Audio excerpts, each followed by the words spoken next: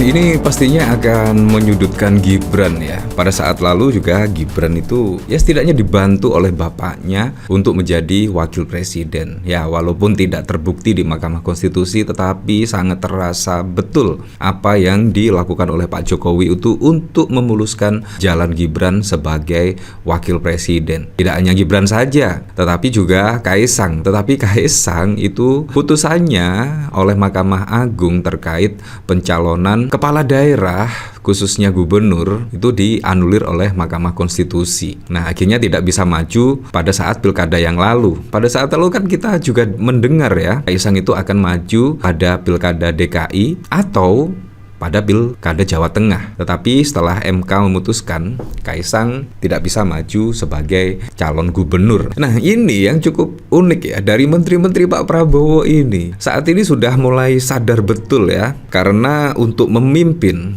sebuah kementerian misalkan atau bahkan negara itu dibutuhkan seorang yang profesional di bidangnya, seorang yang kompeten di bidangnya. Tapi kalau ada unsur nepotisme misalkan KKN dan lain sebagainya, itu pastinya dalam mengelola suatu kementerian, suatu negara pastinya juga tidak akan on the track.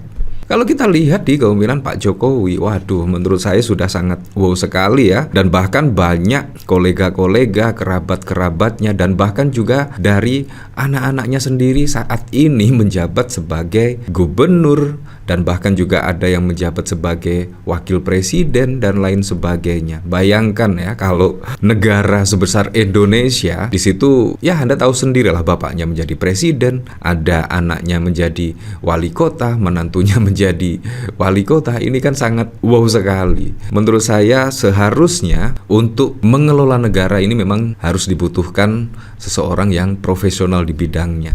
Nah, ini bahkan Menteri Tenaga Kerja Yasril tolak bantu anaknya cari kerja. Nah, bahkan tidak hanya dari menteri ini saja, Mentan Arman juga tolak dan coret calon pejabat Kementan titipan keluarga. Nah, ini menurut saya sangat betul sekali. Sehingga apa yang dilakukan oleh Mentan Arman akhirnya membawa Indonesia swasembada beras, dan swasembada beras ini paling tinggi dan mencetak rekor lah tertinggi sepanjang sejarah menurut saya ya, karena memang di dalam Kementerian Pertanian itu memang orang-orang yang berkualitas, orang-orang yang profesional di bidangnya, dan akhirnya tidak ada unsur KKN, nepotisme dan lain sebagainya, sehingga membuat Kementerian Pertanian setidaknya membawa perubahan besar lah. Saya sangat sependapat sekali dengan Menteri Tenaga Kerja ini tolak bantu anaknya cari kerja. Nah, ini juga sindir siapa?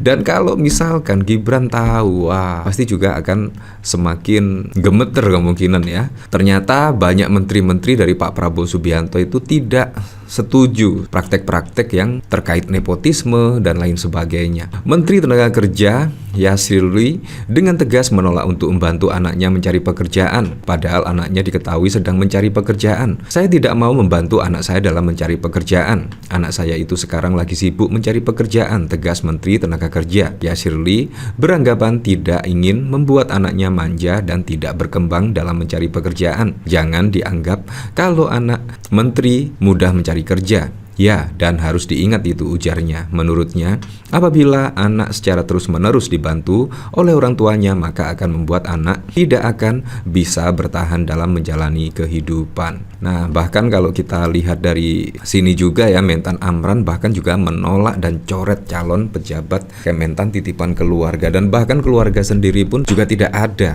yaitu di Kementan yang dipimpin oleh Amran Sulaiman. Menurut saya ini adalah langkah yang sangat keren sekali, sehingga apa, di Kementerian Pertanian saat ini bisa membawa swasembada beras. Nah, ini harusnya yang mengelola kementerian itu juga harus benar-benar tenaga profesional dan tidak sembarang orang ya. Keluarga sendiri tidak tahu kualitas, keprofesionalannya, tiba-tiba dijadikan di struktur kementerian, kan menurut saya juga sangat lucu sekali. Menteri Pertanian Amran menegaskan komitmennya untuk menerapkan prinsip meritokrasi sebagai landasan utama pengangkatan pejabat struktural di Kementerian Pertanian. Pernyataan ini disampaikan dalam sambutannya saat melantik sejumlah pejabat pimpinan tinggi Pratama di kantor pusat Kementan pada 25 Mei. Pada kesempatan itu, Amran bercerita kalau dia dihubungi oleh seorang keluarga untuk melantik salah seorang calon pejabat Kementan. Setelah dihubungi, Amran justru menolak dan mencoret kandidat titipan keluarganya itu. Ini ada kemarin seharusnya saya lantik,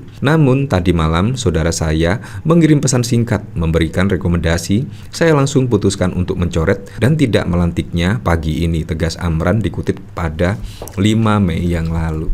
Nah, bagaimana menurut Anda ya? Ini menurut saya sangat berani sekali loh. Bahkan tegas menolak dan mencoret pejabat titipan keluarga. Dan yang satunya di sini dari Menteri Tenaga Kerja tolak bantu anaknya cari kerja. Nah, menurut saya ini sindiran ya. Sindiran ya untuk siapa? Ya menurut saya untuk wakil presiden lah. Karena menjadi wakil presiden itu penuh dengan dinamika dan juga pengkhianatan.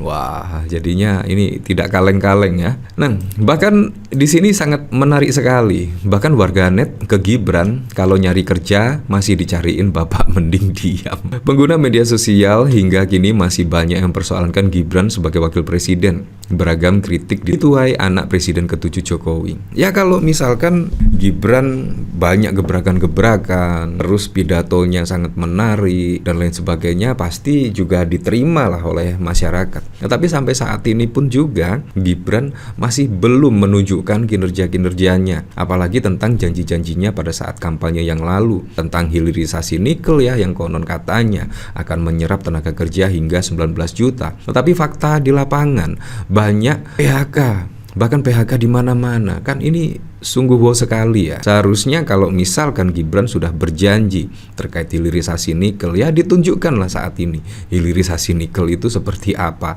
Apakah banyak setidaknya pencemaran lingkungan dan lain sebagainya. Seharusnya juga janji-janji pada saat lalu terkait hilirisasi yang bisa membuat lapangan pekerjaan dibuktikan saat ini, bukan malah PHK. Tetapi memang tidak ada buktinya terkait janji Gibran pada saat kampanye dan saat ini terkait makan bergizi gratis juga. Bahkan pada saat lalu banyak yang keracunan siswa-siswa tersebut, Gibran juga di mana? Itu kan juga tidak ada statement-statement dari Gibran Rakabuming Raka. Ada yang mengungkit persoalan terpilihnya sebagai wapres karena dari bapaknya Gibran diketahui belum cukup umur mencalonkan wapres sebelum aturannya dirubah. Kalau nyari kerja masih dicariin bapak mending diem lah woi, kata pengguna X. Wah, dikutip pada 5 November. Akun tersebut bahkan membandingkan Gibran dengan warganet yang mandiri mencari kerja. Menurutnya Gibran mestinya malu sama netizen mandiri di X ucapnya ya, dan lain sebagainya lah. Jadi ini sangat bagus sekali dan sampai saat ini pun juga menjadi